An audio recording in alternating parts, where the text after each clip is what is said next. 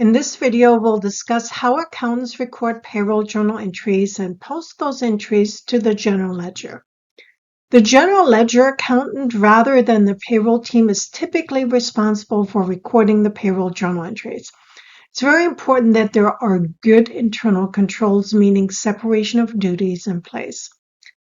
That means that the general ledger accountant needs to understand the payroll that was processed but not have access to confidential payroll information. In addition, the general ledger accountant is often responsible for providing payroll general ledger reconciliations to the external auditors and answering any questions the auditors have about the payroll, bonuses, severance, and the related payments. Recording payroll journal entries involves two separate entries. One to record the payroll expense from the payroll register, and another entry to record the cash payments to the employees. The general journal entry to record the payroll expenses based on the payroll register and involves the following three steps. Gross pay is debited to wages and salaries. Typically, there are separate general ledger accounts for different types of wages. In our textbook, the gross pay is debited to shipping wages expense for the shipping clerks and supervisor, and to salaries expense for the office clerk. Each type of deduction is credited to a separate liability account: Social Security tax payable, Medicare tax payable, employee income tax payable, and health insurance premiums payable.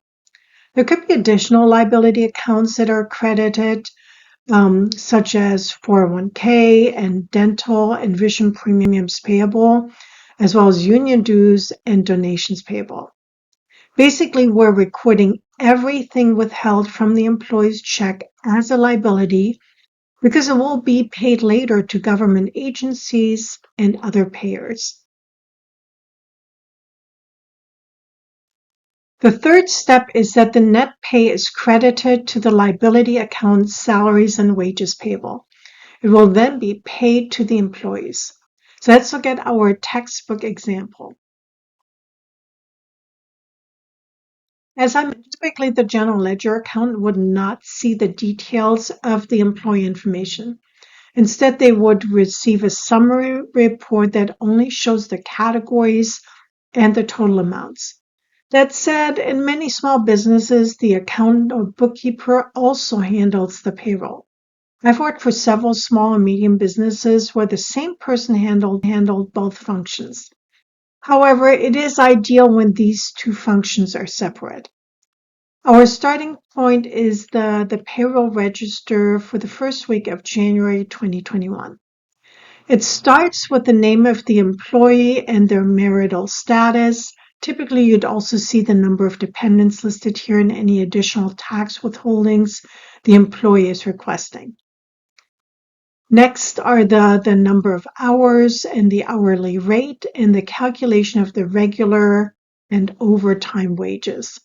The payroll register then continues with the taxable wages for Social Security and Medicare taxes, and typically there would also be a column for federal and state taxable wages.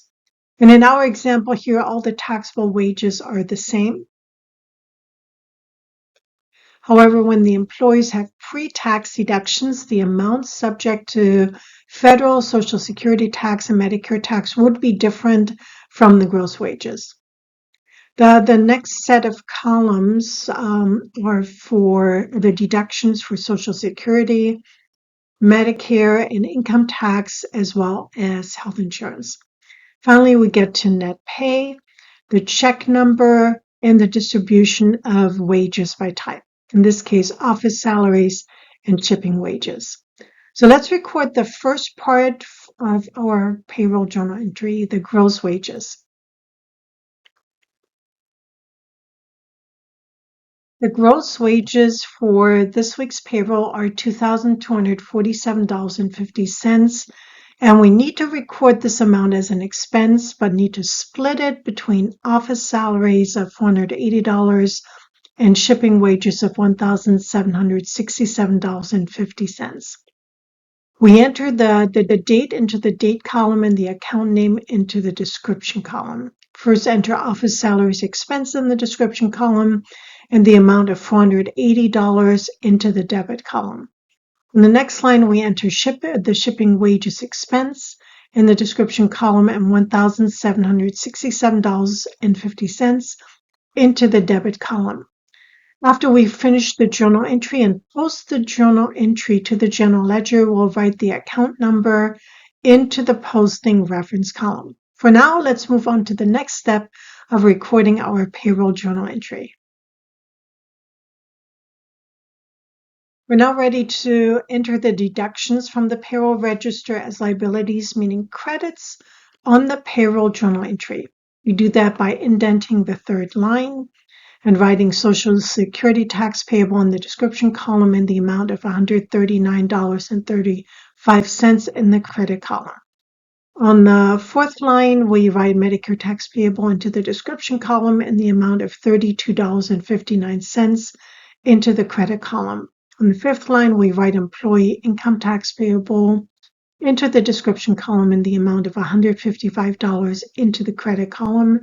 And on the sixth line, we write health insurance premium payable into the description column in the amount of $80 into the credit column.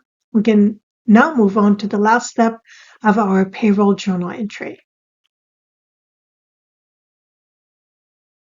The net amount of the payroll register is $1,840.56. And we need that amount to complete our payroll journal entry. We enter the account salaries and wages payable into the description column and the amount of $1,840.56 as a credit. Don't forget to also write a short description about the journal entry, indented into the description column. Double check that your journal entry balances. It's very common to have small rounding variances on the payroll register. The general ledger account records an additional journal entry for the payment of the wages and subsequently, which we're not covering right now, for the payment of the tax and liabilities. To record the payment of the wages to the employees, we debit the liability account to which we previously recorded the net pay, sales, and wages payable, and write $1,840.56 into the debit column. We indent slightly on the next line and write cash into the description column and $1,840.56 into the credit column.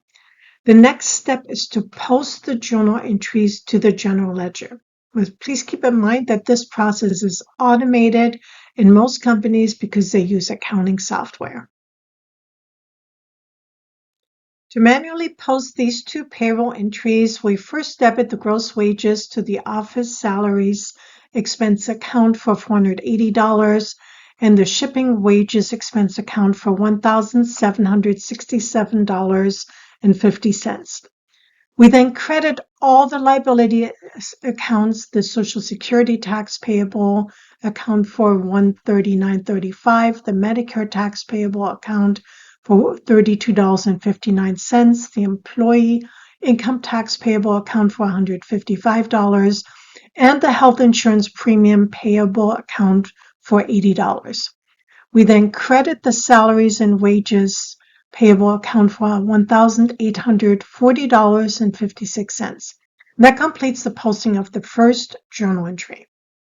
We're now ready to post the second journal entry by debiting the salaries and wages payable account for $1,840.56 and crediting the cash account, which completes the recording and posting of the payroll journal entries. I hope you enjoyed this video about recording payroll journal entries as part of this class on Introduction to Accounting. Payroll and payroll journal entries can be quite complex. And if you enjoyed this introduction, you may enjoy learning more about this topic in a payroll accounting class.